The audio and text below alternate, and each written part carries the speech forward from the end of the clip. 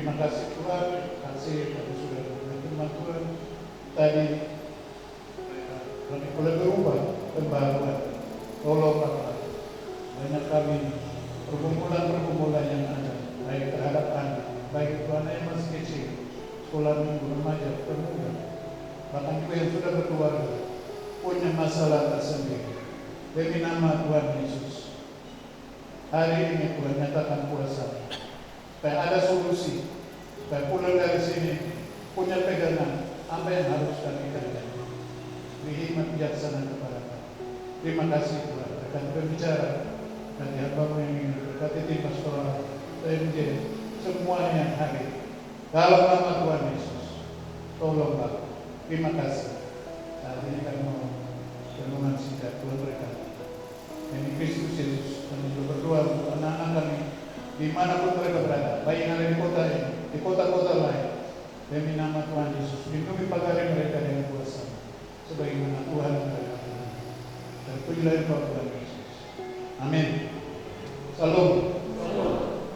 Jadi Bapak Ibu punya rumah, mobil, tanah, semua bagus. Tapi yang terpenting adalah punya anak, punya keluarga. Kenapa? Berhubungan dengan kedekatan. Semua hal yang ada di dunia ini berakhir jauh. Tapi nyoba hidup selama-lamanya bersama Tuhan Yesus. Jadi semua yang akan punya segala macam urusan itu akan berakhir. Tapi nyoba itu ada kekekalan, keabadian. Terima kasih Pak, terima kasih Pak Pastoral, terima kasih banyak. Saya mungkin mengulangi lagi karena dan tahun lalu pada ini, tapi nanti makin panjang. Jadi firman Tuhan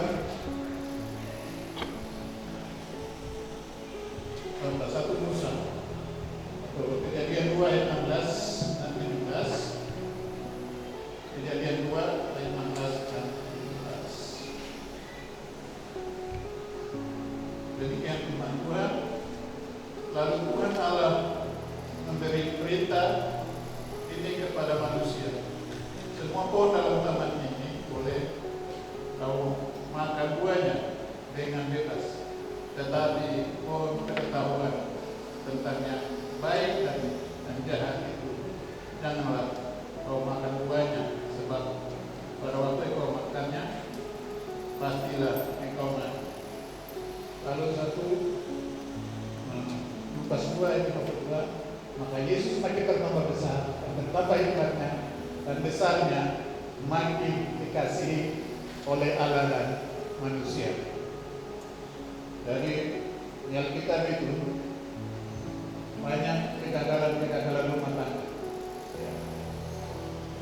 Banyak kegagalan rumah tangga yang terjadi, baik Adam, Nuh, Abraham, Yakub, dan seterusnya. Jadi kita pikir kalau orang yang paling dekat itu keluarganya aman, sukses, terberkati, tidak ada masalah ya. Kan begitu pola kita pikirnya. Tapi di kita itu banyak tokoh-tokoh yang masalah, termasuk orang yang dekat dengan Tuhan. Jadi yang saya mau lihat di sini contohnya begini. Kegagalan orang tua, khususnya begini, suami lah. Kegagalan suami seperti ini. Ada diam terhadap firman Allah. Karena firman Tuhan dikasih tahu sama dia, awalan, jangan pikir yang ini, tapi dia tidak memegang. Jadi sama dengan semari, ya kan? Bapak-bapak tidak menjadi mengabaikan firman Tuhan, lalu suami menjadi pasif dalam keluarga, ya kan? Suami pasif, jadi cepat-cepat bagian-bagian. Suami tidak mau menjalankan fungsinya, tidak menjalankan fungsi sebagai bapak. Suami menghindari dari tanggung jawab. Contohnya begini, suami yang dikanak-kanakan. Suami yang dikanak-kanakan itu begini, semua segala macamnya harus dilayani. Dilayani semua. Alahnya kita harus mama yang ngurusin. Dia nggak mau ngurusin. Itu yang dikanak-kanakan. Lalu suami yang manja, suami yang menjaga jarak. Menjaga jarak, kita main kemana-mana lah. Tapi lagi butuh baru dekat datang sama istrinya. Menjaga jarak. Lalu dikatakan lain juga suami yang sangat kaku, sangat kaku. Kalau kita dapat istri mengontrol suaminya, harus begini, harus begini, harus begini, harus begini, pakaian begini, makan begini, di gereja begini. Hanya malu suaminya, masa aku kayak anak-anak dibuat begitu. Itu mengontrol suaminya. Kalau yang berikut, istri terlalu agresif. Kalau yang berikut di sini lagi katakan apa? Istri terlalu agresif, menghindar dari tanggung jawab. Malam saya doakan satu orang, mamanya disiapkan, dekatnya, tapi nggak pernah telepon. Dia menghindari dari tanggung jawab. Enak, mamanya sama adiknya yang ngurusi, adiknya memukuli mamanya. Lalu dikatakan di sini istri yang ditahan-tahan sama juga dengan suami, istri yang manja sama juga, istri yang sibuk. Kalau pada sibuk sebenarnya, sibuk sana sini kenapa di rumah nggak kita? Ya, di rumah nggak kita di sini kena alasan ini itu segala macam. Di sini enggak, di luar banyak. Jadi istri yang keras dan kaku.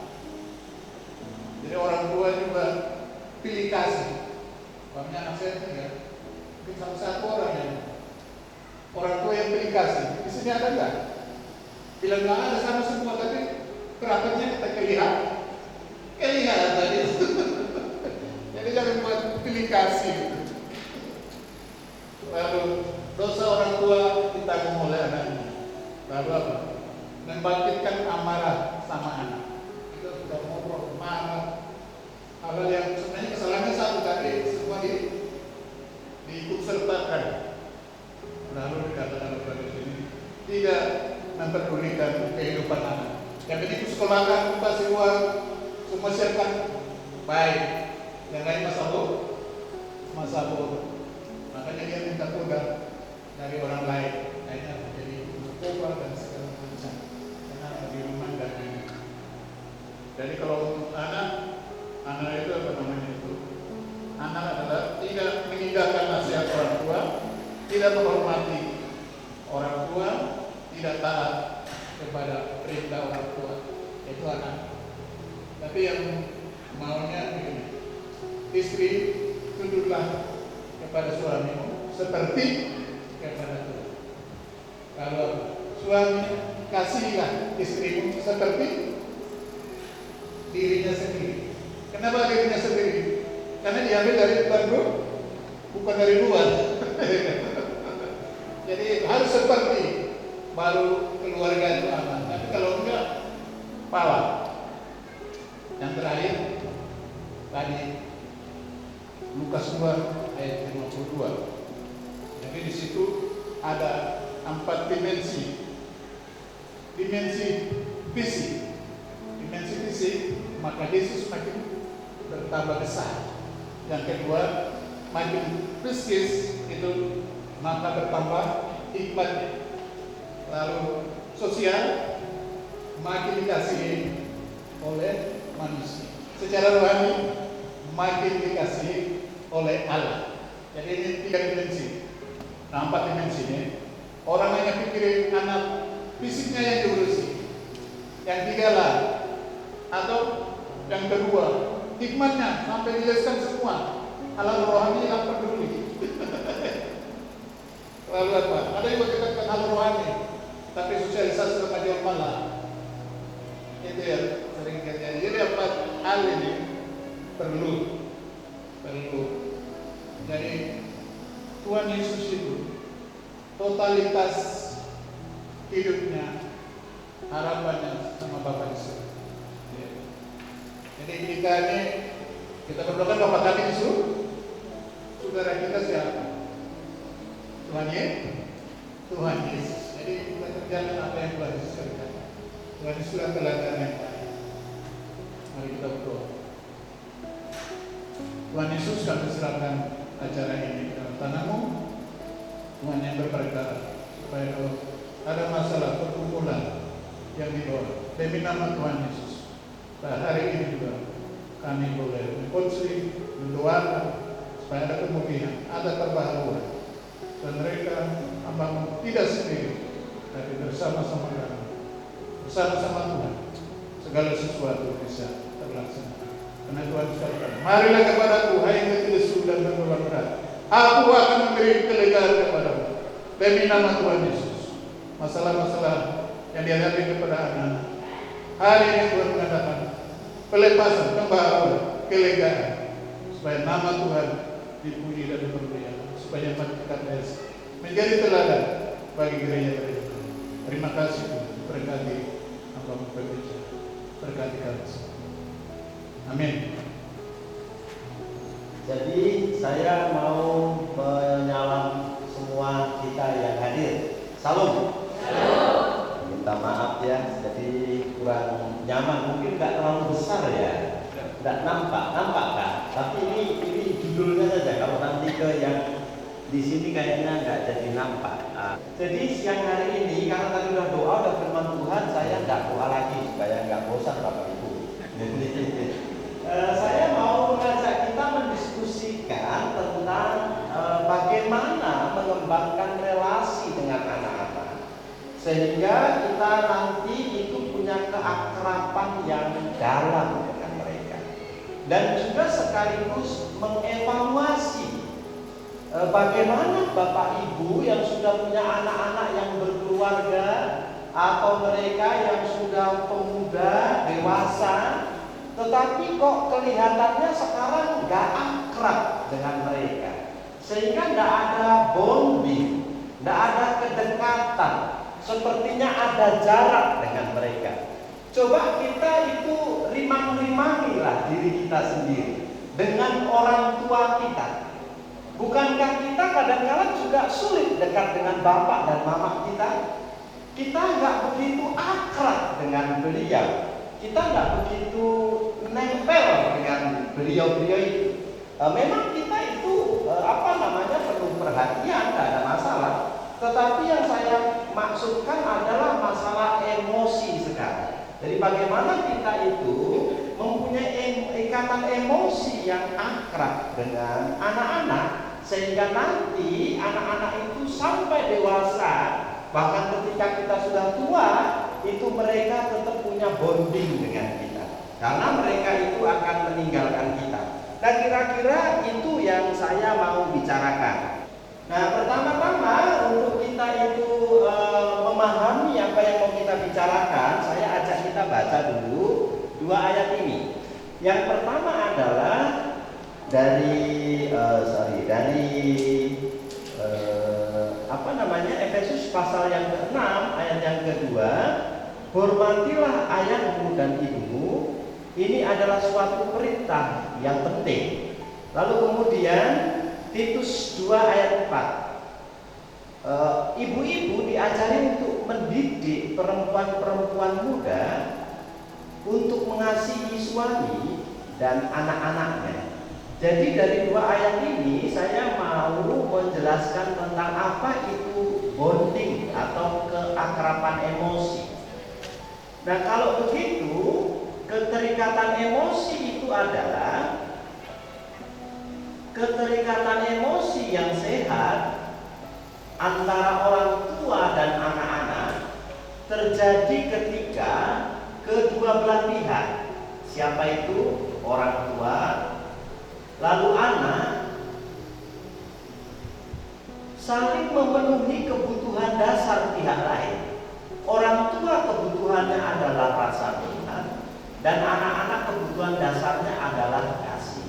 Maka perhatikan lingkaran ini.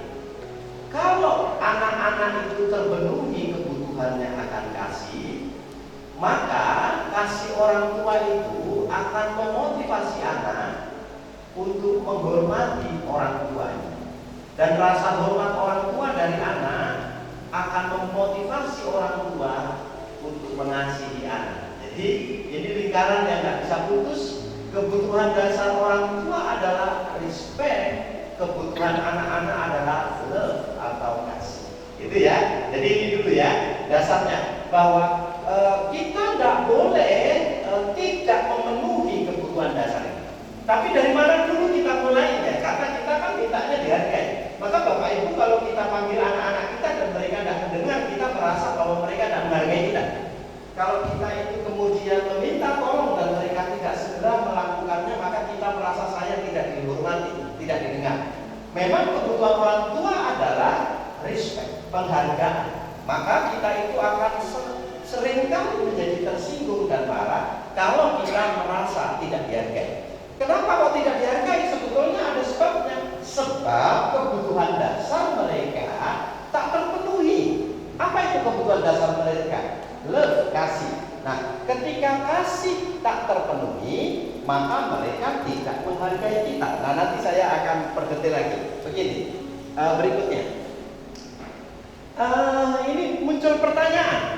Jadi apa sebabnya atau mengapa ada anak-anak atau kita lah yang sudah dewasa sulit sekali mengalami kedekatan dengan orang tua kita, dengan ayahnya, dengan ibunya, bahkan mau telepon saja nggak bisa kita itu. Ngobrol di HP itu nggak bisa dengan orang tua kita, sulit. Anak-anak kita itu nggak bisa, walaupun dulu kita itu nggak masalah katanya, tetapi saya akan mempresentasikan kira-kira dua sebab yang menyebabkan sulitnya terbangun hubungan yang dalam dengan anak-anak. Yang pertama ada istilah namanya trauma uterus. Nah, ini penting bagi yang mengalaminya. Jadi ini firman Tuhan ya. Sejak dalam kandungan anak-anak itu sudah bisa merasa. Sejak dalam kandungan usia 4-5 bulan mengenali, bahkan mememorize apa yang terjadi dengan lingkungan sekitar. Jadi waktu ibu-ibu itu mengandung, maka anak-anak itu sudah bisa merasa, mengenali. Dan ini bukan hanya sains ya, Alkitab pun mengakui. Karena kalau menurut sains kita sekarang tahu, tapi Alkitab apa mengajari itu? Ya, Alkitab rupanya mengajari itu. Nah, kalau kita baca itu misalnya Lukas pasal 1 di ayat yang ke-39, ayat yang ke-45, maka itu ada kisah Maria bertamu ke rumah saudaranya Elisabet. Dan Maria pada waktu itu sedang mengandung Yesus Kristus. Lalu kemudian Elisabet sedang mengandung Yohanes Pembaptis. Jadi tiba-tiba Yohanes Pembaptis dalam kandungan mamanya itu melonjak kegirangan. Dan kalau begitu, kok bisa bayi dalam perut itu sepertinya berkomunikasi? Jadi kalau begitu kita dapat kesimpulan bahwa apa yang dikatakan sains itu betul. Bahwa anak-anak sejak dalam kandungan sudah ngerti apa yang terjadi dengan lingkungan sekitar. Nah, perhatikan kalimat saya berikutnya. Nah, seorang anak yang pernah misalkan direncanakan untuk digugurkan, atau karena alasannya ya sudah terlalu banyak anaknya, sudah 5, ini anak yang ke-6, tidak merencanakan lagi, mau digugurkan. Lalu kemudian jaraknya terlalu dekat, misalnya anak pertama itu baru 5 tahun, kedua 4 tahun, ketiga 3 tahun. Karena terlalu dekat jaraknya, maka datang lagi mau digugurkan. Atau karena alasan ekonomi, misalnya hidupnya kesulitan, miskin dan lain sebagainya, sehingga anaknya sudah banyak lalu mau digugurkan. Dan saya tidak tahu kenapa demikian. Alkitab mengajarkan bahwa bahkan seorang anak yang dia itu masih usia 4-5 bulan dalam kandungan, ketika mengalami peristiwa ini, maka mereka mengalami namanya itu adalah kecemasan dasar dalam pikiran, dalam hatinya. Nanti berkembang. Jadi perhatikan. Ada juga mungkin dia tidak digugurkan, tapi ada juga anak yang dikandung dalam konflik. Misalnya papa mamanya itu bertengkar terus, berkelahi terus, karena mungkin ini masih pengantin baru, anak pertama pula, kemudian mereka konflik terus, papa mamanya pisah-pisah, lalu kalau bertengkar itu hebat sekali. Nah, perhatikan. Yang terjadi itu akan menyebabkan anak yang lahir nanti lahir dalam trauma. Maka trauma itu yang disebut sebagai trauma uterus. Jadi mungkin bukan anak-anak kita, tapi bisa jadi malah kita di dalam keluarga kita. Karena kita itu, makanya dari namanya pun sudah nampak, nama orang yang tertolak. Seperti Jojo itu pasti tertolak. Karena semua saudaranya perempuan, diharap laki-laki Jojo. Ada itu. Lalu perempuan. Ya, yang pertama itu Rohma Iya, yang ketiga Rohma Use, Rohma Lalat. Datang perempuan terus. Jadi dari namanya kita sudah tahu orang ini pasti tertolak. Jadi biasanya kita itu tidak disengaja, kita itu tertolak. Nah, orang-orang seperti itu jiwanya kasihan karena jiwanya itu mengalami kesepian, kekosongan. Maka nanti ada namanya basic hostile, kekerasan dasar yang terjadi sejak dia belum lahir. Nah, saya tidak tahu. Pokoknya di antara kita bisa jadi ada yang mengalami basic hostile, kekerasan sejak dalam kandungan. Entah karena mama kita itu dulu tidak merencanakan kita lahir, entah karena mama kita itu tidak mengingini kita, entah karena sebetulnya ingin anak laki-laki tapi datangnya kita, dan lain sebagainya. Ya, jadi kita tidak tahu. Tetapi perhatikan, setiap pengalaman negatif, nah ini, setiap pengalaman negatif yang terjadi di luar rahim mamanya akan membuat trauma baginya dan mempengaruhi mental, emosi, dan jiwanya nanti ketika dewasa sampai tua. Maka kita tidak tahu kenapa kok hatiku ini gelisah ya. Suka sekali, nanti di bawah saya akan menerangkan itu. Suka sekali saya mengasihi diri saya sendiri, menyalahkan diri saya sendiri. Pokoknya saya menjadi self good. Kalau ada masalah di rumah keluarga, saya orangnya yang bersalah. Apa yang begitu? Kenapa? Karena sejak kecil dia seperti itu. Bahkan sejak dalam kandungan. Nah, ini yang menyebabkan nanti relasi itu tidak ada orang yang akhirnya susah berrelasi. Makanya kita itu, saya kan melayani juga mereka yang alumni, teman-teman yang ikatan alumni dari USU lah, Momensen lah, Unimed lah, dan banyak dari mereka yang belum dapat teman hidup jodoh. Kesulitannya kenapa tidak dapat jodoh? Itu lebih kepada masalah mental daripada masalah fisik. Karena mereka punya pekerjaan cukup juga, ekonominya cukup, tetapi juga bukan hanya punya itu, ada juga yang mau sama dia. Tetapi mentalnya tidak siap karena mengalami trauma tadi di masa kecil. Sehingga selalu dia berpikir kalau laki-laki itu jahat dan sikapnya selalu tidak berubah. Menikah nanti menyebabkan penderitaan. Kenapa? Sebab sejak dalam kandungan didengarnya mama bapaknya berkelahi. Maka sampai dewasa dia merasa tidak aman. Bahkan orang yang paling dekat yang dianggap pelindung seperti orang tua, dia anggap itu tidak aman. Gitu ya. Jadi dia tidak berani menikah, bukan karena masalah ekonomi. Tidak berani menikah, bukan karena tidak ada yang mendekati. Tidak berani menikah hanya karena trauma, takut apa yang terjadi di masa lalu terulangi di masa ini. Maka perhatikan ya, setiap pengalaman negatif menyebabkan trauma bagi siapa saja yang mengalaminya, dan itu akan mempengaruhi mental, emosi, dan struktur jiwanya ketika dewasa. Nah, saya tadi bilang, kebutuhan anak-anak adalah kasih. Nah, ketika basic need ini tidak terpenuhi, maka ia akan mengalami kesulitan untuk berelasi dengan orang lain. Nah, saya akan mulai menjelaskan agak teknis tapi penting. Pelan-pelan ya, slide berikutnya. Jadi kalau begitu, anak membutuhkan cinta dan kasih sayang dari orang tua. Perhatikan ya, tanpa mendapat cinta dan kasih, ia tidak dapat mengasihi orang lain. Perhatikan, anak butuh cinta dan kasih sayang. Kalau dia tidak mendapatkan cinta dan kasih sayang yang cukup dari orang tua, maka anak-anak tidak akan bisa mencintai dan mengasihi orang lain. Tapi ada yang ketiga yang paling penting, belum saya tulis. Kalau orang tua belum mendapat kasih dari Tuhan, dia tidak akan bisa mengasihi anak-anaknya.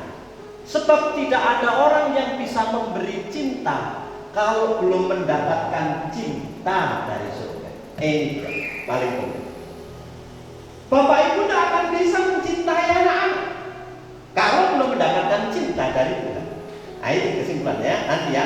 Kenapa? Karena Alkitab berkata, bukan kita yang telah mengasihi Allah, tetapi Allah yang telah mengasihi kita. Siapa duluan yang mengasihi kita? Kita atau Allah? Maka saya mau mengatakan, kalau orang tua belum betul-betul mendapat cinta kasih dari Tuhan dan merasakan cinta kasih dari Tuhan, maka dengar baik-baik, dia pasti akan kesulitan mencintai anak-anaknya dan menunjukkan cinta itu seperti apa. Oleh sebab itu, kita itu seperti apa ya?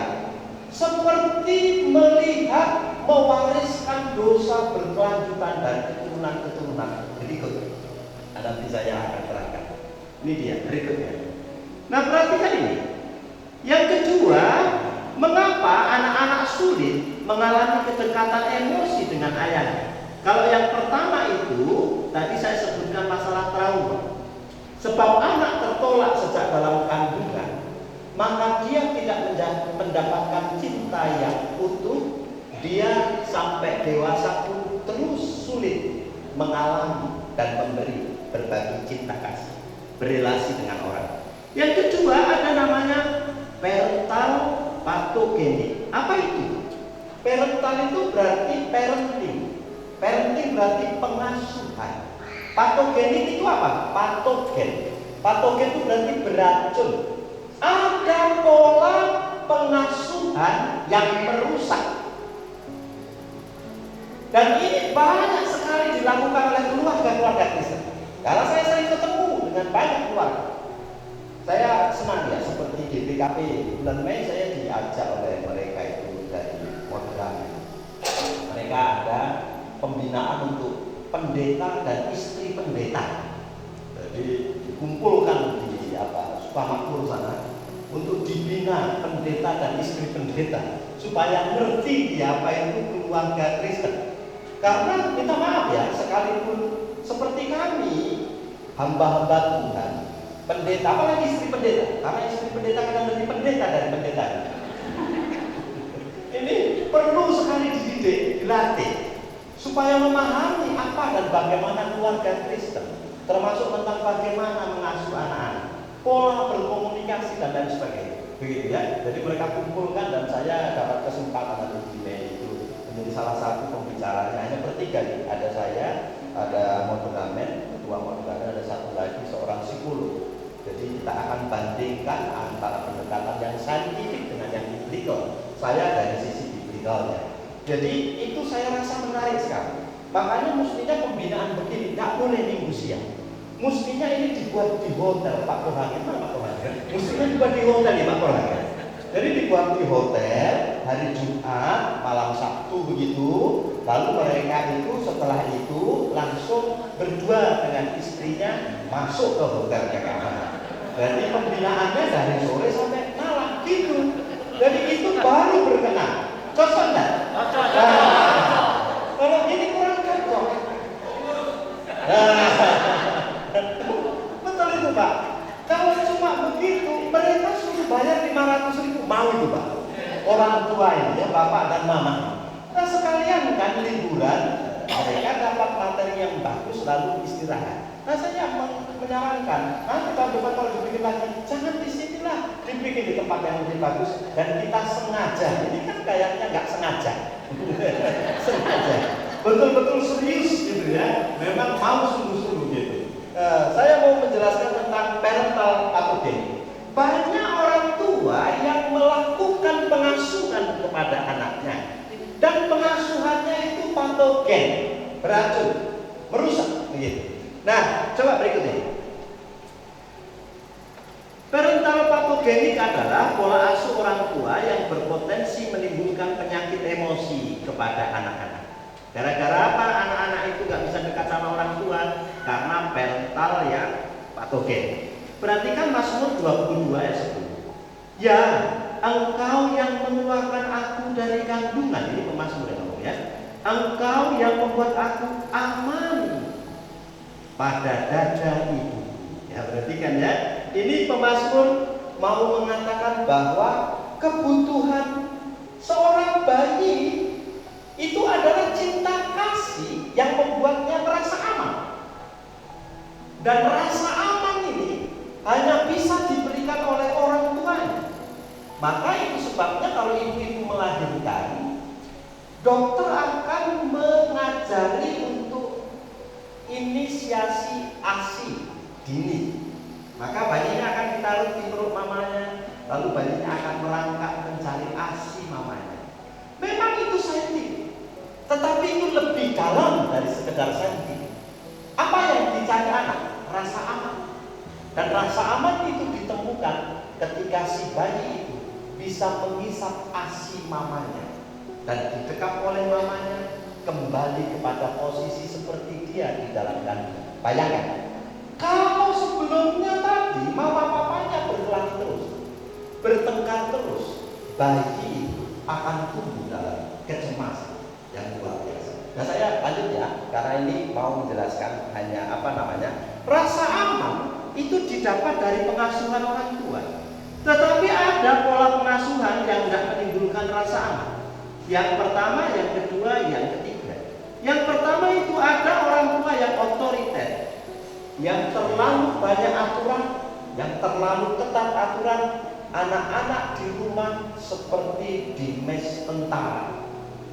Bisa ngapa-ngapain anak, semua tidak boleh, semua dilarang. Hanya yang dimau bapaknya saja yang diboleh. Otoriter. Ada tipe yang otoritarian parent, bapak dan mama yang otoriter. Saya tidak tahu, bapak itu nanti cek sendiri. Yang kedua ada namanya neglectful parent, orang tua yang abai. Mau pergi silahkan, mau pulang silahkan, mau makan ya situ, nggak makan ya situ, yang penting tidak siapkan nasi. Yang penting setiap awal bulan aku kasih uangnya, ongkosnya untuk 1 bulan naik angkot. Uang SPP-nya sudah disediakan, bayar orang semuanya. Tapi mama bapaknya tidak pernah tanya pulang sekolah. Gimana tadi nak? Di sekolah tadi aman kan? Sejak kecil. Sehingga ini menjadi bagian dari parental patogen. Sekarang anak itu sudah dewasa, sudah kawin. Dia nanti akan punya kecenderungan mengkopi apa yang pernah dia dapat dari mama papanya, dipakainya lagi untuk mendidik anak-anaknya sekarang. Begitu ya. Tapi yang ketiga ada yang permisi. Alasannya kasih. Apa saja yang diminta dikasih. Ini tipe-tipe mama-mama yang kalau anaknya berkelahi, mamanya yang ngamuk. Datang dia ke sekolah, semua guru kelasnya dipanggil sama mamanya. Ketakutan guru. Satu sekolah itu heboh gara-gara enak bongsa. Kenapa? Karena dia terlalu permisif, sangat cinta kepada anaknya. Apa saja yang diminta dikasih, bahkan tidak diminta pun disediakan. Nah, ada tipe yang otoriter, terlalu banyak aturan. Ada tipe yang terlalu abai dan peduli cuek. Mama bapaknya, uang bapaknya pergi pun mamanya tidak tahu. Bapaknya kemana itu loh, mamanya tidak tahu. Mamanya juga tidak pernah pamitan kalau pergi. Bapaknya juga tidak pernah permisi kalau keluar rumah. Ada loh rumah tangga yang seperti itu. Di mana bapak tidak tahu dan tidak pernah dicari. Coba cari gede tua itu depan, ternyata di situ ya. Anaknya yang dicari, baru dapat bapaknya di situ ternyata. Sudah mabuk dia ada tenggen di situ kan. Dari barulah disuruh pulang, anaknya yang bawa pulang. Dia perhatikan, ada yang otoritarian, ada yang neglectful, ada yang permisi, minta apa saja. Handphone sudah rusak Pak, tapi kita beli yang lain, dibeli yang baru. Pak, aku baru beli ini Pak, tapi ini sudah rusak, dibeli yang lain. Tanpa pernah ada evaluasi, koreksi, pengarahan, dan teaching, education. Ini merusak anak. Dan kita itu bagian dari yang tiga itu. Kita itu selalu punya punya pola-pola pengasuhan yang ditandai dengan satu, domination. Kita mendominasi. Ini saya seringkali muncul juga. Kalau saya sudah marah, saya tidak mau ketika saya bicara disela. Saya dominasi. Saya mendominasi pembicara. Dengar Bapak ngomong dan jangan menjawab sebelum Bapak ngomong. Dominasi. Padahal ketika saya marah, membentak, mengeluarkan seluruh kemarahan, ternyata bukan itu yang terjadi. Saya sudah marah. Semalam saya sudah marah sama anak-anak. Wah, marah besar sekali. Tapi kemudian aku sengaja dan sadar. Kalau rusak ini lantai gara-gara Joel. Kalau aku marah, rusaklah hatinya dia. Lebih mahal rusak hatinya daripada mengganti lantai yang pecah dibuat. Karena dia tidak tahu bagaimana caranya menurunkan sepeda motor itu pecah lantainya satu. Kan itu bikin repot. Jadi saya marah sekali. Tapi lama-lama aku pikir, kenapa aku tadi marah sekali? Lebih mahal aku mengganti hatinya yang pecah gara-gara kemarahan dibandingkan mengganti lantai yang pecah. Mungkin ini 100.000 sembuh, selesai, beres sudah. Tapi hatinya itu akan terluka selama-lamanya dan mahal ya. Kalau kita ini, Bang, minta maaf ya, Papa tadi marah. Gak apa-apa. Kau tahu kan kenapa Papa marah? Tahu. Ya sudah, kalau begitu tahu. Ya. Saya tidak. Ya. Bagiku tidak ada sukacita yang lebih besar daripada mendengar bahwa anak-anak hidup dalam kebenaran. Iya. Benar ada itu. Ada. Jadi jangan selalu bapak-bapak yang orang tidak setia. Iya. Nanti akan saya jelaskan lagi ulang ya. Jadi begini ya, orang tua ini punya naturnya yang berdosa, kan begitu? Anak-anak juga punya naturnya yang berdosa. Tidak ada manusia yang tidak berdosa. Karena anak kita berdosa, kita sebagai orang tua berdosa. Mungkin tidak kalau kita juga salah. Orang tua sebagai orang berdosa mungkin tidak kalau kita salah. Mungkin.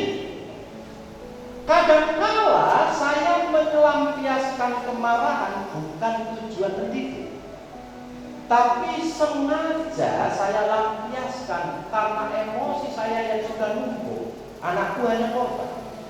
Dia kena marah karena keberdosaanku yang tidak bisa mengendalikan diri. Bukan karena saya benar 100%. Tetapi anak-anak ini bisa saja nakal bukan karena yang dia mau, karena naturnya yang berdosa yang menyebabkan dia tidak sanggup mengalahkan dagingnya yang lemah. Jangankan dia, kita pun dulu begitu. Saya ngajari anak saya, si Joel remaja, tidak boleh pacaran sebelum semester 7 selesai skripsi ini. Pacaran boleh, kenal. Tapi kalau ingat-ingat dulu waktu SMA sudah naksir cewek juga. Saya menasehati dia dalam suasana ideal. Begini idealnya.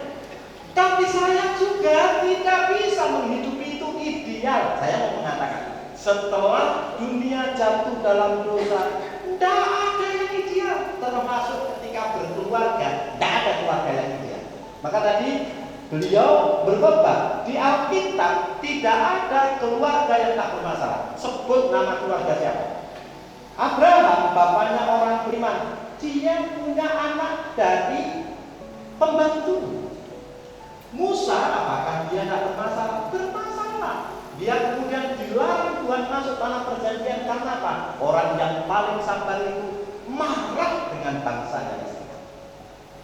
Yusuf, apakah Yusuf tidak pernah punya masalah? Yusuf punya masalah. Keluarganya, ingat ya, Yusuf itu di Mesir kawin dengan orang bukan Israel. Jadi kalau begitu melanggar firman Tuhan. Jadi keluarganya sudah berantakan di mana-mana, nggak ada yang tidak. Daud, apalagi Daud. Jelas-jelas Daud bermasalah sebab dia kawin dengan istrinya siapa namanya? Uria, istrinya Uria. Jadi kalau begitu di Alkitab banyak keluarga yang berantakan ya. Tetapi saya balik lagi. Jadi ada namanya otoriter, ada namanya lalai, ada namanya permisif. Tapi memang ada yang bagus. Yang bagus itu disebut sebagai autoritatif parent. Orang tua yang tahu membuat peraturan, tahu menegakkan peraturan, tahu menghidupi peraturan itu bersama.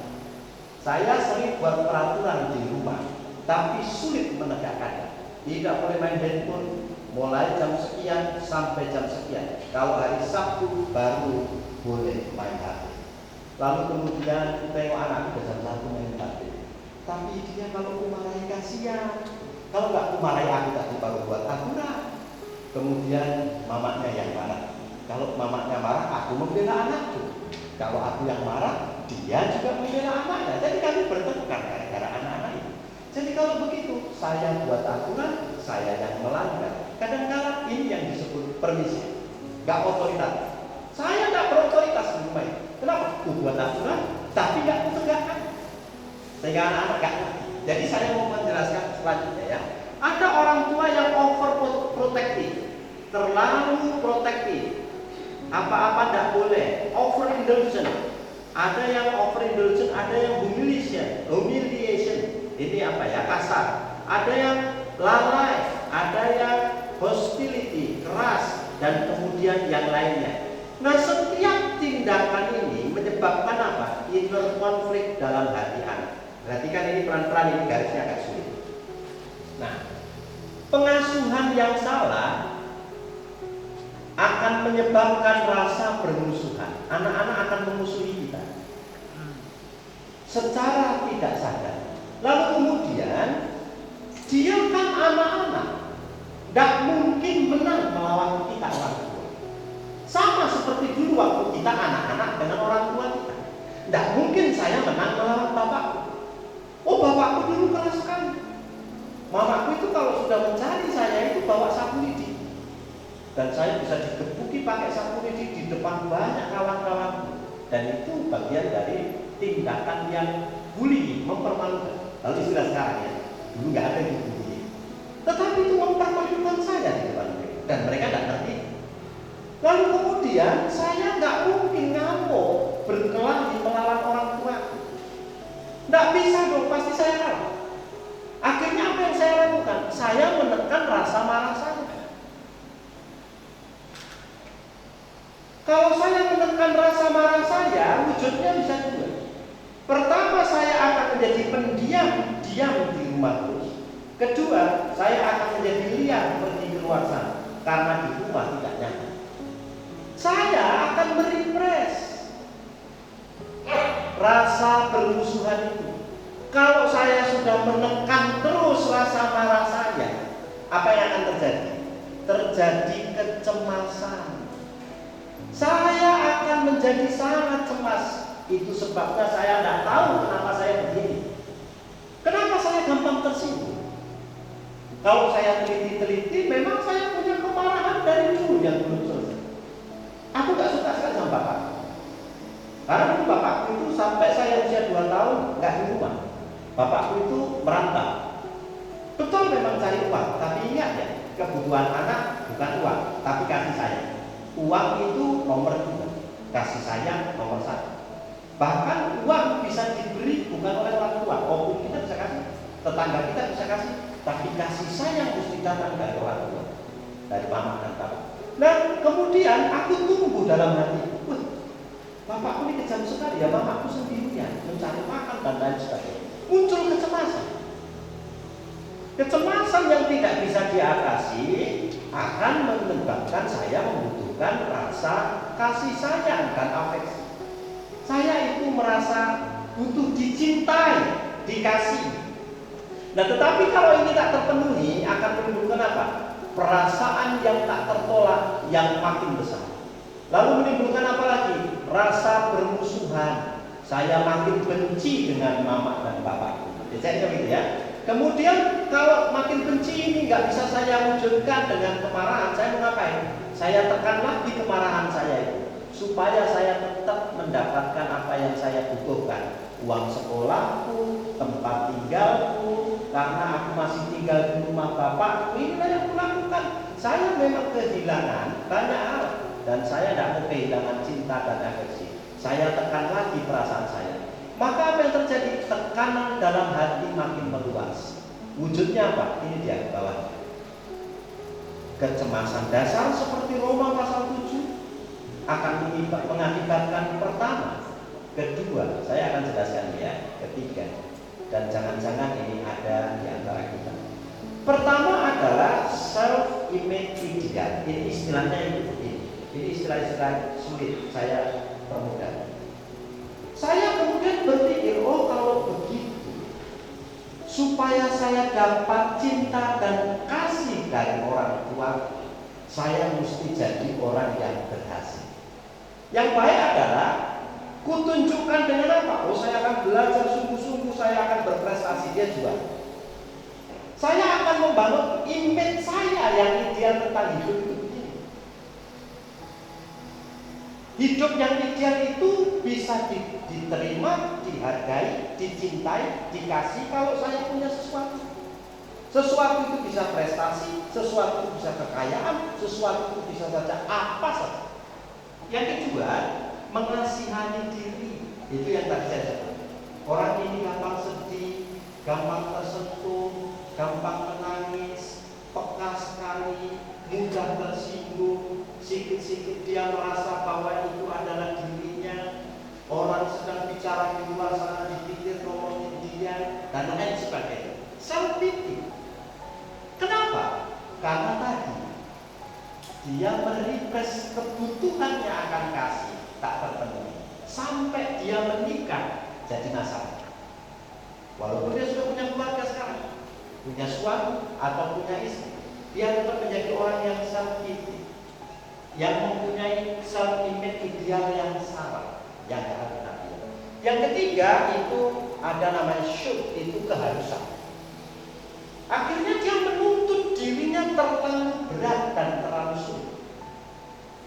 Kamu harus mencapai ini, kalau tidak mencapai ini kamu tidak didengar orang. Kamu harus mencapai itu, kalau mencapai itu kamu tidak didengar. Nah ini yang muncul di dalam kehidupan. Berikutnya terjadi inner conflict. Ini inner conflict itu dalam diri ya maksudnya ya. Konflik dalam diri ada 3, 1, 2, 3. Dan ini bisa saja salah satu dari 3.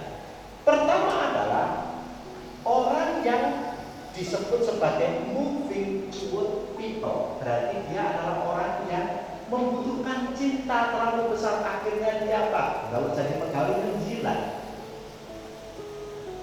mencari muka supaya dapat perhatian.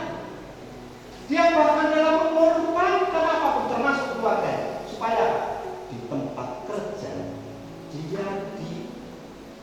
dia dihargai, dihormati karena apa yang dia kerjakan. Apa saja yang dilakukannya tujuannya supaya dapat pengakuan. Kalau jadi MC di gereja, MC ya supaya diakui, dia MC jago. Kalau jadi pengkhotbah dia berkhotbah supaya diakui, dia kalau khotbah jago. Dan ini saya punya kecenderungan, moving toward people. Saya ingin mendapat cinta, rasa berharga saya kalau Bapak Inang menghargai saya. Maka saya tidak siap menolak. Begitu ya. Yang kedua adalah moving away.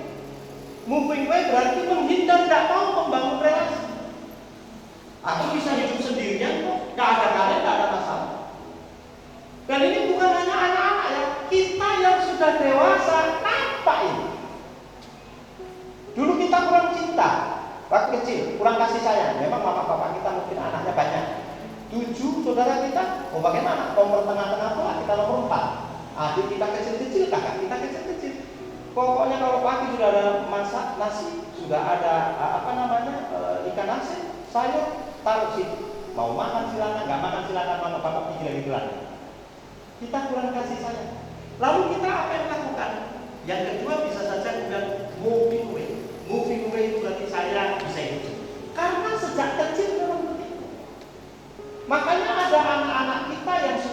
berkeluarga, sudah menikah, nggak pernah menelepon kita, nggak pernah menghubungi kita, nggak ada keakraban dengan kita. Kenapa? Atau kita nggak lagi bisa berkomunikasi dekat dengan orang tua kita. Kita pikir ada adikku di sana, ada bodohku, ada itoku dan lain sebagainya. Enggak, sebetulnya jiwa kita yang bermasalah. Kenapa? Karena mungkin kita sedang mengalami sakit mental itu, menghindari hubungan. Tidak bisa mau berrelasi dengan orang lain itu tidak bisa. Dan orang-orang ini tidak bisa kerja dalam tim. Percaya, jadi apa saja dia, kalau di dalam tim dia akan selalu beda. Dia akan selalu menyendiri, dia akan selalu memisahkan diri, dia tidak bisa kumpul bareng-bareng orang. Karena orang ini jadi kelihatan aneh. Selalu moving away, selalu menghindar. Pokoknya cek diri sendiri ya, yang suka menghindar, orang nggak mau aku sendiri pun ada orang hindar. Kalau kita mengalami itu, kita jangan-jangan terjadi inner conflict di dalam jiwa kita belum selesai, gitu ya. Yang ketiga, moving again, maunya berkelahi terus. Pokoknya apa beda pendapat sedikit ngamuk dia, apa pokoknya mesti dia. Hanya tiga ini. Ada orang yang mencari perhatian, mencari cinta, caranya karena dalam dirinya ada konflik. Yang kedua itu menghindar terus. Yang ketiga mau rivalry terus. Pokoknya semua orang musuh di satu gereja ini. Gak ada yang sependapat. Pokoknya mesti aku yang didengar. Nah ini ada yang begini, moving against people. Semua dilawannya. Gak ada yang ditakuti. Apa ada Tuhan yang ditakuti? Ya betul. Tuhan pun kau takuti. Di sini ada Tuhan lain. Kau hormati aturan lain di sini. Di sini pun ada Tuhan, gak ada Muhammad, ada Tuhan. Jadi kita gak boleh seperti itu. Ada yang seperti ini. Manusia yang seperti ini maksudnya. Akibat dari apa? Inner conflict yang belum beres segala kali. Saya mengakuinya saya yang nomor satu. Saya selalu moving toward people. Saya dekat orang, saya mencari orang supaya orang mengakui saya. Saya sekolah supaya orang mengakui saya kalau saya bisa. Saya membuat tulisan supaya orang menghargai saya. Saya sanggup, saya bisa. Dan dengan itu saya mendapatkan apa yang saya cari, penghargaan, cinta, kasih sayang. Itu ya. Gak tahu kalau kita masing-masing. Nanti kalau dicek bisa saja sendiri. Mungkin apa yang terjadi tiga ini sudah terjadi di dalam diri kakek nenek kita. Lalu kemudian menular kepada kita. Lalu kemudian kita sebagai korban, kita kemudian memakan korban yang baru anak-anak kita. Dan mungkin cucu-cucu kita pun akan mengalaminya. Jadi kita mau mengatakan bahwa kita melihat bahwa dosa itu diwariskan dari generasi ke generasi. Dari mulai orang tua kita, ke anak-anak kita, dan seterusnya. Begitulah kita sampai sekarang. Akibat dari apa tadi? Ada dua tadi yang saya katakan. Pertama, trauma uterus. Yang kedua, karena parental fault. Silakan kalau mau diskusi. Diskusi pertama. Dulu, sebenarnya tenaga diskusi ini mengenai bagaimana? Baik, terima kasih moderator. Ada dua yang mau saya pertanyakan. Kalau kita perhatikan tadi, saya amati paparan itu. Saya yang ada saya sekarang kemungkinan warisan dari beberapa generasi, dari kakek, bapak, baru sama saya kan gitu. Faktornya ada beberapa. Itu genetik. Yang kedua kondisi ekonomi. Maka kondisi ekonomi akan mempengaruhi kehidupan. Yang ingin saya pertegas, seberapa jauh sih pendidikan mempengaruhi ini? Seberapa jauh Pendidikan dapat mempengaruhi ini?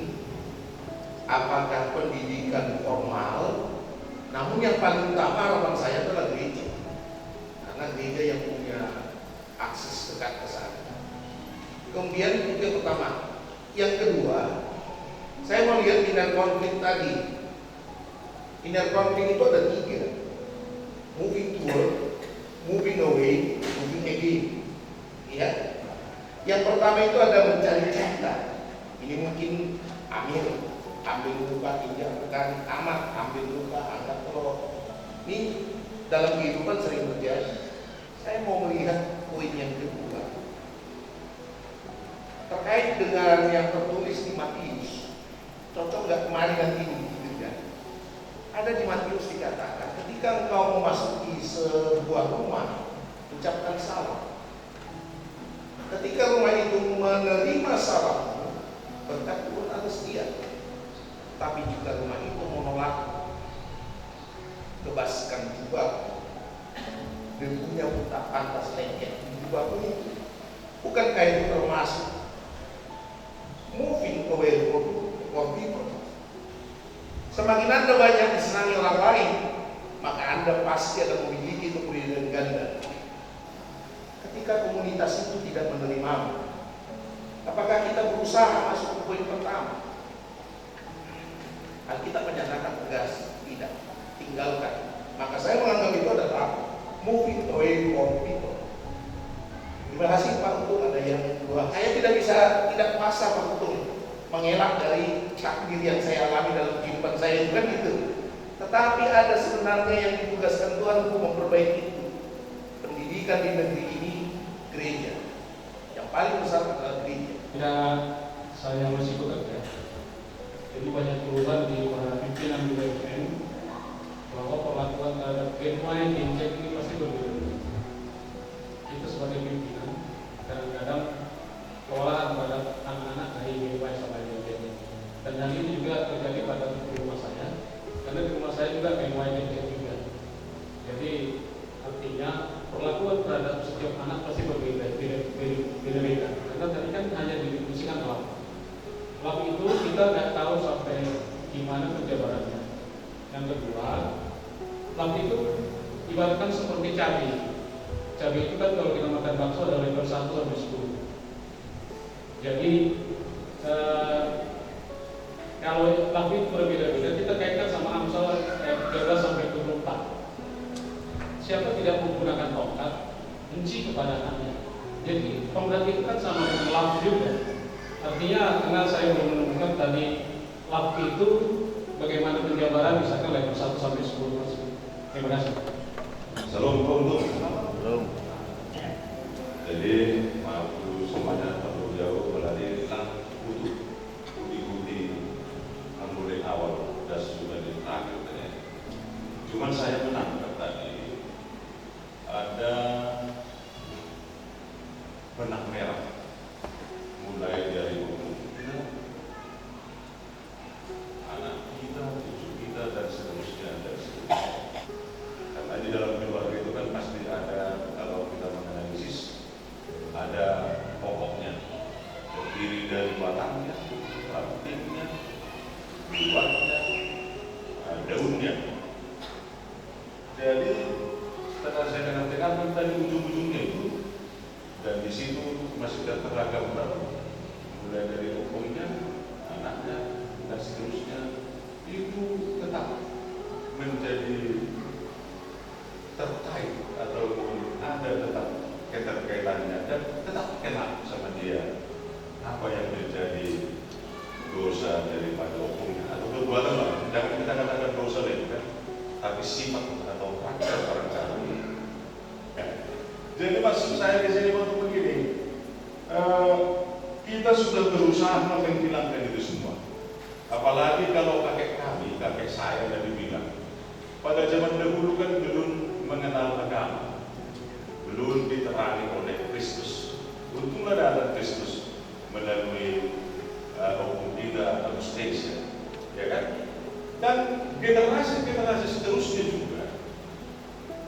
Kalau saya ini mengalami dan merasakan, makanya kalau kami dikatakan hukum kami, kalian harus mengikut Kristus. Kalau memang jagonya kami, ngapain kami tidak mati di dunia? Ya hiduplah kami terus dari hidup, kan? Jadi maksud saya untuk begini, secara singkat, bagaimana caranya memutuskan hubungan itu dari kakek nenek kita itu. Kalau sekarang ini kan sudah ada katanya pemutusan, ada namanya banyaklah sekarang ini istilahnya, banyak kita yang mengikuti seminar-seminar atau apa. Itulah paling utama aku rasa yang pertanyaan saya, bagaimana cara kita supaya kita jangan kena kutukan dalam itu. Ya. Itulah pertanyaan saya penting supaya bertobat kami ini. Terima kasih. Penanya ya, dan beberapa pertanyaan. Jadi yang pertama dari Pak Samulia Sinaga ya, berkaitan dengan saya menyadari bahwa apa yang terjadi di dalam hidup saya sekarang itu pengaruh dari mungkin genetik, mungkin juga masalah lingkungan. Jadi kalau kita belajar tentang ilmu jiwa, memang hanya ada dua sumbernya. Yang pertama itu faktor namanya itu genetik, yang ketiga itu faktor lingkungan. Kalau genetik itu sesuatu yang ada di dalam diri yang kita warisi dari orang tua kita, gen. Jadi itu ya seperti sekarang saya yang memang betul ada warisan genetiknya. Yang kedua itu lingkungan juga membentuk kita dan itu memang betul. Kemudian pertanyaannya seberapa jauh pendidikan formal bisa mengubah apa yang bad habit lah, diri saya yang jelek, diri saya yang lama, sehingga saya menjadi baik. Yang pertama yang bisa mengubah kita memang bukan pendidikan formal, seperti yang dibilang sama Bapak Penatua Saragih tadi. Yang bisa mengubah kita adalah kelahiran baru di dalam Tuhan. Itu yang pertama, itu basicnya. Karena tidak ada yang bisa menyentuh roh kita yang paling dalam itu kecuali roh Allah. Maka roh kita harus dibaharui oleh roh Allah. Dan itu perjumpaannya melalui kelahiran baru. Ketika seseorang menerima Yesus, menjadikan Tuhan dan Juru Selamatnya, dan mulai berjalan meninggalkan dosa-dosanya. Nah itu yang pertama. Yang kedua, apakah pendidikan mempengaruhi? Mempengaruhi Pak. Pendidikan formal juga mempengaruhi. Setidaknya mempengaruhi apanya? Mempengaruhi struktur berpikir manusia. Karena manusia itu banyak sekali di dalam dirinya itu layer-layernya. Di sana itu ada unconsciousness, ketidaksadaran kita yang di dalamnya ada urges, dorongan-dorongan, ada conscience, ada suara hati dan lain sebagainya. Nah itu semua kan ada dalam diri kita masing-masing. Dan itu bisa diformalkan melalui pendidikan. Ketika orang berpendidikan, belajar dia, maka mulai terstruktur cara dia berpikir. Nah, sehingga struktur jiwanya mulai berubah pelan-pelan. Jadi memahami secara consciousness, secara sadar bahwa ini baik, ini tidak baik, ini benar, ini tidak benar, dan mulai memilih yang benar. Gitu ya. Yang kedua pertanyaannya adalah ketika engkau memasuki rumah, Matius pasal 10:14 ya. Apakah inner konflik yang terjadi tadi ada 3, mencari cinta, menghindari hubungan, mendominasi orang lain, fokus kepada yang kedua, menghindari hubungan. Apakah menghindari hubungan sama dengan Matius 10:14? Enggak. Sebetulnya Matius 10:14 itu konteksnya adalah pengutusan murid berdua-dua untuk pergi melakukan perjalanan misi. Nah, perjalanan misi itu tidak boleh dilakukan pemberitaan Injilnya kepada orang-orang di pinggir jalan. Kenapa? Karena konsep pemberitaan Injil mesti dilakukan di rumah-rumah, oikos. Makanya Injil harus dibawa kepada oikos. Nah, ketika dia tiba di oikos, baru dia menyampaikan salam. Salam. Kalau salamnya diterima, masuk. Apa yang dihidangkan, makan. Kalau dia kemudian sakit, doakan. Kalau mereka menolak, tinggalkan. Ini bukan berkaitan dengan menghindari hubungan. Ini bukan moving away. Ini berkaitan dengan misi. Bagaimana kita kemudian fokus kepada oikos yang mau menerima berita Injil. Walaupun tetap apa yang saya harapkan tidak terjadi dalam rumah tanggaku. Ternyata mak, kau tidak seperti yang kuharapkan. Jadi lihat, ibu-ibu pun begitu loh. Ibu-ibu kan merasa punya idealisme. Kalau punya suami itu begini kan, gitu kan. Ternyata suami kita tak seperti yang saya harapkan. Kita itu sebetulnya memang mendapat orang-orang yang tidak kita harapkan. Karena yang kita harapkan itu gak ada. Itu hanya mimpi saja. Kenyataannya ya ini, manusianya ya ini. Jadi disitulah kita belajar saling menerima. Itu sorry. Aku bukan orang yang selalu menghindari hubungan. Aku orang yang selalu punya hubungan pendek-pendek, gak jangka panjang, gitu ya. Jadi ingat aja lah, kita kan masing-masing begitu ya. Siapa yang kawannya sampai SD masih ingat dari SD masih ingat sampai sekarang berkawan maksudnya? Ada satu SMP masih berkawan sampai sekarang, masih berkawan loh ya. Kan berarti ini memang orang sehat semua ini. Ada yang begitu maksud saya ya. Kemudian yang berikutnya ya, pertanyaannya dari Bapak Sinaga ya, ya Pak Sinaga. Oke, berkaitan dengan begini memang Pak. Memang kalau kita bicara tentang parenting itu tidak ada habisnya. Kita bisa membahas misalnya tentang sosio-emosional di dalam keluarga, keadaan sosiologis dan emosionalnya di dalam keluarga bagaimana. Maka nanti kita akan memperlakukan anak sesuai dengan tahap perkembangan umurnya. Misalnya 0 sampai 2, 2 sampai 5, 5, 6 tahun, 6, 12 tahun, 12, 14 tahun, 14, 18 tahun. Tiap anak diperlakukan pertama sesuai dengan tahap perkembangannya, kedua sesuai dengan bakat bawaan dari surga. Nanti di bawah sebelum saya mengutip Amsal pasal 20 ayat 6 bahwa setiap anak mesti di-training menurut apa? Menurut jalan yang Tuhan mau atas hidupnya. Nah, saya itu kemudian menggambarkan dengan perumpamaan. Tugas orang tua adalah memahat bagian-bagian hidup yang bukan bagian dari karya seni alam. Kalau sudah kita paham itu, dan ini menyakitkan bagi anak-anak.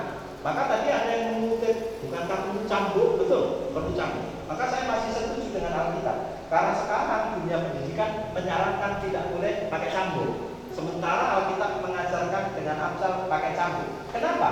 Karena perilaku tidak datang dari lingkungan kalau menurut Alkitab. Perilaku datang dari mana? Dari natur berdosa yang melekat dalam diri anak. Maka untuk membuang dosa yang melekat itu butuh dicambuk supaya apa? Dosanya ketika anak-anak melenceng dari jalan Tuhan. Baik, makin tambah dosamu marah-marah dia terus, sebab dia pun punya dosanya sendiri. Dan kemudian kita mesti bentuk dia seperti apa yang dia suka dan mau. Dia tidak pernah bisa matematika, dia persis dengan saya. Saya nilai ektanas, evaluasi belajar tahap akhir nasional matematika itu 2,7. Anakku sekarang kemarin hasil ujiannya matematika 2,6. Ya pas, cocok dengan saya. Pas kau betul-betul boruku, pas. Jadi saya tidak bisa paksa dia untuk kemudian mencintai matematika. Dan saya selalu bilang sama abangnya, sama mamanya, sama adiknya, kakak ini tidak bodoh ini pintar, cuma beda pintarnya. Tahu pintar matematika, dia pintar yang lain. Jadi dia punya kemampuan yang tidak sama dengan abangnya. Adiknya beda lagi. Maka saya bilang 3 anak, 3 metode, 3 cara mendekatnya. Tidak sama. Kalau dibuat sama tersinggung mereka. Sebab Tuhan merancangnya berbeda. Begitu ya Pak ya. Terima kasih banyak. Yang terakhir Pak Saragi. Ada pertanyaan bagaimana memutus benang merah tadi dari opung, kita, anak. Kan begini Pak.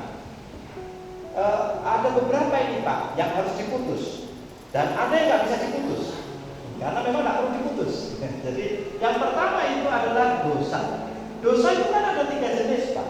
Yang pertama itu ada original sin, dosa bawaan dari Adam dan Hawa. Itu original dari sana. Setiap orang punya dosa bawaan, ya apapun agamanya. Yang kedua itu ada namanya kutuk, ada namanya dosa pertalian. Dosa pertalian itu adalah dosa yang diikatkan pada kita oleh karena pelanggaran nenek moyang kita. Nah ini yang dibilang di dalam kitab Ulangan, Keluaran pasal 20 itu keturunan pertama, kedua, ketiga, keempat. Kutuk ini Pak bisa diputus di dalam nama Tuhan Yesus bisa putus. Tetapi ada lagi yang bawaan dari nenek moyang kita tapi bukan kutuk. Apa itu tadi yang dibilang Pak Sardia? DNA. Itu tidak bisa diputus. Itu bawaan. Itu bagian dari tanggung renteng kita sebagai saya adalah bagian keluarga besar opung ini. Dan itu tidak bisa diapa-apakan kecuali diterima. Tapi kalau semuanya itu baik ada masalah. Sebab ada yang berkaitan dengan misalnya itu kelemahan mental. Nah kalau itu perlu ditanyakan. Ada yang misalnya klien saya itu mengalami obsesif kompulsif, OCD. disorder, ya. Obsesif kompulsif disorder. Dia selalu gelisah, dia selalu cemas, dia tahu apa yang mau dilakukan. Dan tanda-tandanya sederhana untuk melihat kompulsifnya. Pikirannya tidak tenang, selalu mengingat, jangan-jangan nomorku belum kumatikan, jangan-jangan kunci rumah tadi belum terkunci. Dan itu tidak bisa berhenti begitu terus. Sehingga dia menjadi lambat sekarang karena kegelisahannya tadi. Walaupun sudah diyakini kalau enggak dikunci, dompetmu tidak hilang, semua sudah digembok, kompor tidak kenyala, tapi dia tidak bisa berhenti di sini.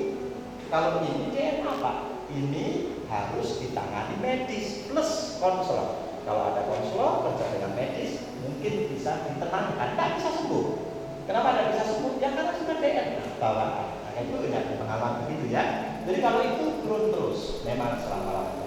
Tapi kalau pattern of life, pola hidup yang buruk bisa diubah. Opung kita suka berjudi, suka main perempuan, maka bisa diputus? Bisa. Apakah bisa dihindari? Bisa. Jadi kalau begitu bagaimana cara memutuskannya? Ya gampang. Kalau dia dosa, kita tinggal bawa kepada pemutusan. Tapi kalau dia DNA, tidak bisa diputus. Kalau pattern of life bisa diubah, bisa ditangani, bisa diselesaikan. Terima kasih Bapak Bobi. Kita langsung membani. Saya juga dulu satu sesi lagi. Ini Ya, terima kasih Pak untuk penjelasannya, sungguh sangat luar biasa. Dan bapaknya, kenapa? Ketika dia menyatu sama ibunya, maka dia akan merasakan bagaimana ibunya. Makanya hati ibunya lebih lekat pada dia, sehingga ketika bapaknya marah, maka dia ingat apa. Kemudian ini semua bisa terjadi. Dan mungkin bukan karena faktor seperti sekarang ini. Kalau ada anak bandel selalu mengatakan menyalahkan. Ini siapa di luaran ini? Apakah hukumnya dulu? Maka dikaitkan kepada bagaimana dosa nenek orang tua. Ini jangan-jangan hukumnya dulu ini yang seperti ini. Maka yang itu hukumnya. Saya membuatkan segala sesuatu bisa berubah. Terutama lingkungan tempat di mana kita berada. Ada saya baca seorang buku, orang tua itu rela meninggalkan rumahnya yang besar, pergi ke tempat saudara yang kecil untuk bagaimana supaya anak tidak terhindar dari lingkungan. Dan ternyata didikan itu berhasil. Nah, daripada dia selalu anak selalu yang tidak beres dengan berkumpul dengan orang lain. Dan sekarang ini kalau misalnya anak kecenderungannya kenapa sulit mau menikah? Apakah memang ini faktor-faktor yang selalu dari orang tua yang selalu seperti Pak Untung alami, katakan tidak bisa pacaran sebelum semester 7?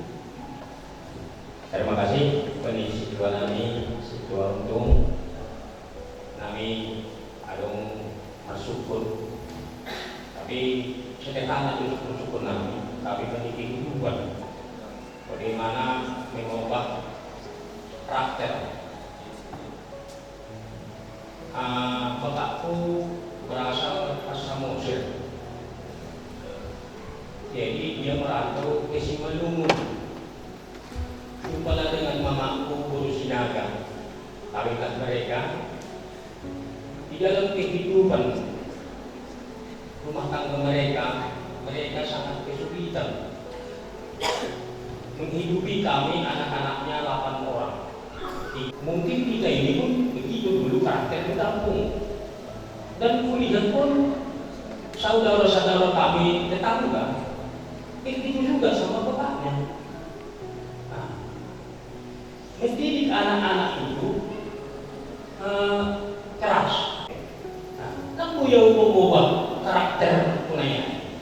Halah dia di dalam kekerasan tak boleh yang ulah maningon sonon nih. Wah, jadi kemudian rumah misionario pun cuma kita tentu dana. Nah, sudah pergi dengan saya. Jadi waktu sunari dengan anakku, 2 anakku, saya gagal dengan anak saya. Jadi itulah bagaimana saya untuk pendekatan yang seharusnya. Kalau ibu suruh rumah kuliah, kita dipol. Baik di para borsa, kita dipol. Cek kembali misalnya, akhirnya misionari. Kalau dalam masa hati Pak Kosi, apa yang kalau lihat kerjakan itu kan tampil nanti kalau tahu kalau nggak udah, karena kan bosan aku menyampaikannya. Nah, kan keluar. Nah, mungkin dipengaruhi lingkungan. Jadi rumah langsung dipengaruhi lingkungan. Berhasil juga nih kan? Bagaimana juga ya? Contoh musik dua Wilmar, gak bisa dipengaruhi orang-orangnya. Kan berhasil, banyak-banyak sebuah performan misalnya berhasil. Jadi anakku itu nggak bisa, bukan enggak seperti mereka kami juga memperjuangkan anak untuk kuliah untuk sekolah. Nah kalau menurut Nabi tidak sama-sama majelis kemana? Jadi ayo menurut Nabi syukur Nabi, beda siap jawaban hasil mendapatkan Nabi yang terima kasih. Ya, terima kasih Bapak Inang. Diberikan satu kesempatan bagi kami mungkin sharing ya Pak Pendeta. Jadi kalau bicara tadi presentasi sebenarnya saya tidak mempunyai tarik garis lurus ke atas bagaimana saya menerima pengajaran karena saya tinggal bapak saya itu umur 3 minggu. Jadi saya sebenarnya kalau ditanya kalau bapak ibu menonton kucu-kucu tahe kan situ ada pertanyaan bagaimana merasakan suara bapak? Saya tidak punya sebenarnya. Jadi ini pengalaman saya pertanyaannya gini. Karena saya tidak mengenal karakter bapak semenjak saya lahir. Saya hanya bersandar kepada karakter ibu saya. Ibu saya yang memang pertanyaan ini. Kalau bapak saya lahir pun mungkin karakter saya tidak seperti ini. Mungkin lebih keras dan mungkin bisa tidak terarah. Jadi ada berkat sebenarnya di sini juga walaupun bapak saya tidak pergi. Dan karakter itu hanya saya dapat ketika saya mengenal Tuhan Yesus sebenarnya. Itu sudah cukup. Tidak perlu lagi namanya mengenal yang namanya teori-teori psikologi bagaimana membangun karakter. Cukup sebenarnya ketika Roh Kudus sudah ada di kita, itu akan menyebar kemana-mana karakter, bagaimana kita memperlakukan orang lain, anak. Tapi saya masih di masa-masa rawan sebenarnya. Kalau orang tua kita di sini kan sebenarnya anak-anaknya sudah masuk kuliah, masuk perkawinan, dan masuk sudah mulai menjelang mempunyai cucu. Itu sebenarnya kan tanda kutip sudah relatif berhasil. Tapi kalau kami yang anak sudah mulai masuk SD, di mana di situ paling rawan dan SMP. Nah ini kami juga yang perlu sebenarnya paling perlu dibekali. Karena kayak si anak saya Jabes, saya nggak tahu nanti berhasil atau tidak, belum tahu. Ini kan pekerjaan yang tidak terputus sebenarnya sampai kita meninggalkan dunia ini. Mungkin dia berhasil di SD, SMP, berhasil di SMA, bagus semuanya, masuk universitas terbagus. Bagaimana nanti dia di keluarganya? Pasti ada masalah. Jadi sebenarnya kalau saya melihat kehidupan ini, ketika anak sudah kuliah, berhasil masuk misalkan universitas terbagus, ITB atau apa, belum tentu di keluarganya pasti ada masalah. Keturunannya seperti apa? Nah ini kan generalis sebenarnya dan tidak berkesudahan. Pendidikan yang harus kita bangun, bonding yang harus bangun dengan anak kita nanti. Mungkin itu Pak Pendeta, kami yang muda-muda lah termasuk ya, anak-anak kami yang masih rawan dikasih tips-tips khusus bagaimana anak kami ini tidak terjerumus nanti ke pergaulan atau nanti karakter-karakter. Kita antisipasi ke kami orang tua, Pak Pendeta, tolong dikasih tips supaya nanti anak kita tidak terjerumus. Terima kasih.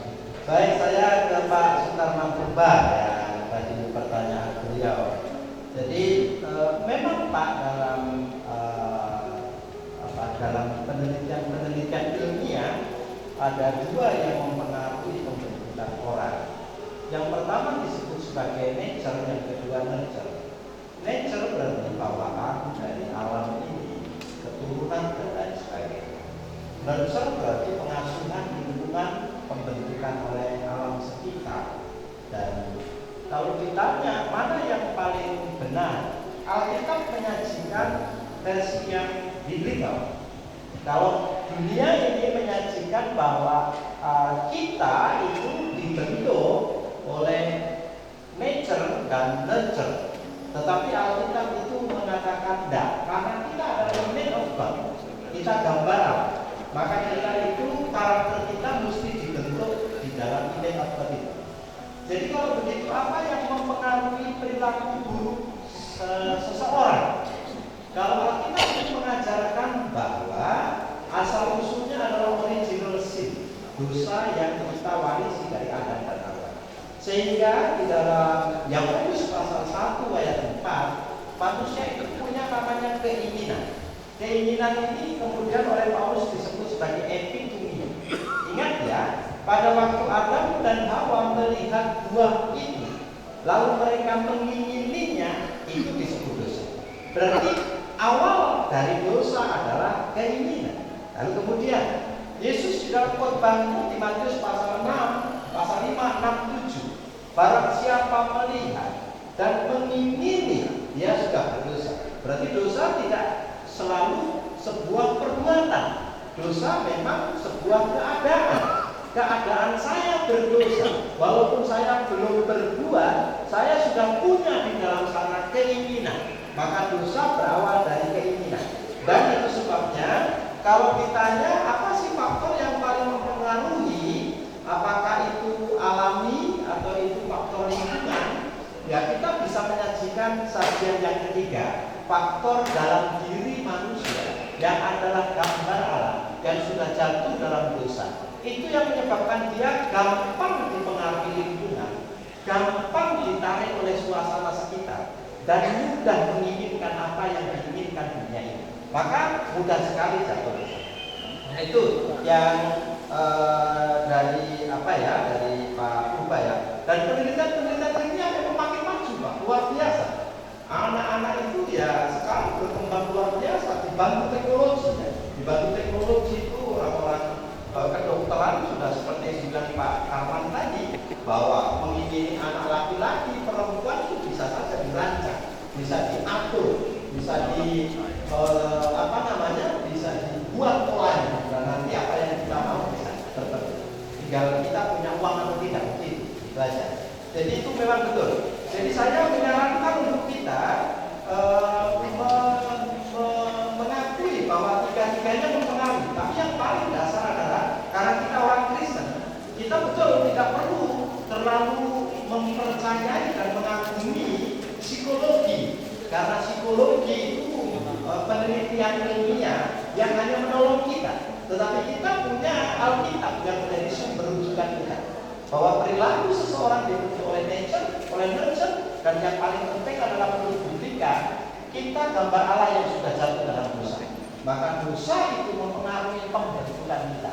Lingkungan bisa membuat kita jatuh, dan keturunan bisa membuat kita yang jatuh bangun. Itu yang pertama. Pak Sitio, ini luar biasa ya, kesaksian dan sebuah pertanyaan yang sangat menarik sekali.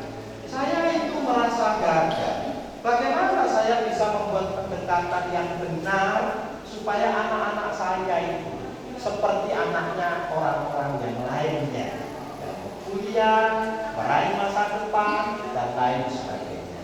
Sekarang mereka tidak kuliah, padahal saya sudah berjuang. Saya tidak beda dengan orang tua yang lain. Mungkin saya dengan sadar mengakui bahwa pola saya dalam mengasuh mereka itu adalah warisan dari pola orang tua saya mengasuh saya. Di sana penuh dengan kekerasan dan penuh dengan yang satu lagi tadi, kekerasan dan jadi ketakutan, ya, ada kekerasan dan ketakutan. Ya, jadi ada kekerasan, ada ketakutan di dalam pengasuhan dulu waktu kecil. Memang Pak, kalau sudah begini, Pak Sitio, yang pertama kita tidak boleh juga menyalahkan diri kita. Kenapa? Kita itu percaya bahwa kuliah hanya salah satu cara orang untuk berhasil. Maka masih banyak cara lagi orang untuk berhasil. Karena pendidikan formal bukan the only one, satu-satunya cara untuk orang sukses. Ada cara yang lain.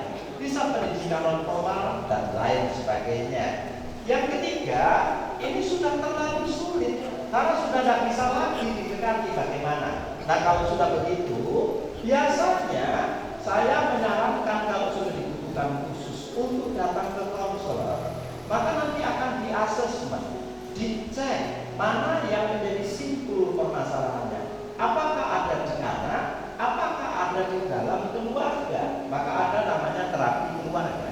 Terapi keluarga itu yang bermasalah satu orang, tapi seluruh keluarga diterapi. Kenapa? Karena apa yang terjadi di rumah itu mempengaruhi anak ini, sehingga anak ini perlu ditolong, dan bisa sendirian. Satu rumah harus itu diproses. Misalnya ada orang yang punya anak kecil sudah usia 2 tahun belum bisa ngomong. Dokter bilang bagus semuanya, tidak ada masalah, tapi kok nggak bisa ngomong ini, lambat sekali ngomongnya.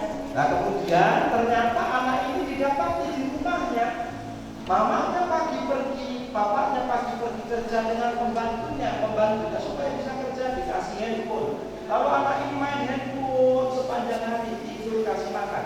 Mamanya pulang lelah, tidak pernah ajak ngobrol, bapaknya tidak pernah ajak ngobrol. Nah kalau sudah begitu, anaknya yang bermasalah, kenapa sulit ngomong? Karena tidak pernah dia orang ngomong, tidak pernah dengar orang bicara, tidak pernah diajak bicara, sehingga anaknya itu berpikir dia normal hidup seperti itu. Nah kalau sudah begitu Pak, yang ditolong nanti pembantunya, bapaknya, mamahnya, dan semua lingkungan di rumah itu harus ikuti terapi supaya si anak bisa diproses cepat sembuh. Ya, jadi kadang-kala kita memang membanding, kok anaknya orang itu bisa, anakku enggak. Sama-samanya kami situ tua, sama-sama kami di gereja yang sama. Jadi kita kemudian berpikir, Pak, apa yang salah denganku? Ya memang ada yang perlu diperbaiki. Bahkan di situ bisa saja seorang konselor menuntun kepada pengakuan dan pengampunan. Siapa tahu ada kemarahan, siapa tahu ada kebencian, siapa tahu ini hanya wujud pemberontakan, sehingga anak-anak itu memberontak dengan apa? Tidak mau sama sekali hidup baik dan benar. Walaupun tahu itu baik, itu benar yang dibilang orang tuanya. Kenapa? Karena itulah caraku melawan, caraku menunjukkan bahwa saya tidak suka sama kamu. Nah, tapi orang tua bisa saja tidak menyadari, maka bisa saja nanti berkunjung pada pengakuan, pada pengampunan, sehingga relationship-nya baru, lalu mereka tumbuh lagi cinta yang baru, reborn. Jadi apa namanya? Reborn, ngaku sama anak saya. Yang ketiga itu dari Bang Taban ya, tentang saya itu ditinggal oleh orang tua saya sejak saya usia 3 minggu, dan saya itu hanya punya mama, dan mama saya itulah sumber dari seksualitas. Memang begini, tidak harus orang tua, tetapi bisa saja ada namanya seksualitas. Bagi keluarga muda yang bekerja 2 bulan dan punya pembantu, maka saya menyarankan jangan ganti pembantu sampai 5 kali. Kenapa? Karena anak-anak butuh secure base. Secure base itu apa? Tempat bersandar yang nyaman. Dan ini adalah orang yang dikenal lama. Kalau mama bapaknya tidak sempat mengurus anaknya sepanjang hari, maka harus ada yang menjadi parolotnya, dan parolotnya ini diupayakan jangan ganti sebelum 5 tahun. Bagaimana caranya? Ya kita yang membutuhkan dia. Kita yang harus kemudian mengelola hati kita dan hatinya. Karena tidak ada yang sempurna, gitu ya. Tapi bagaimana caranya supaya pembantu itu menjadi secure base bagi anaknya, sehingga tidak harus orang tua yang menjadi sumber rasa aman untuk membentuk karakter. Bisa saja membantu, tapi jangan ganti-ganti yang pertama ya. Tapi nanti di sesi 2 saya akan mengajarkan 5 lagi. Mudah-mudahan ada cukup waktunya, masih ada waktu sebentar, 5 bagian saja yang mesti kita lakukan nanti untuk yang punya anak-anak masih kecil.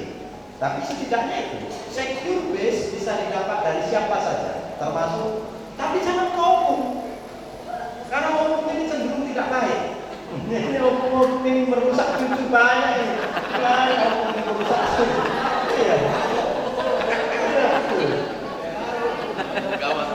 Ya, kalau sudah opung yang jadi parol, rusak anak kita juga. Karena cinta orang tua kepada anak berbeda dengan cinta opung kepada Pak Opung, nggak sama. Kalau opung kepada Pak Opung, itu cintanya itu melebihi cintanya kepada anak-anak.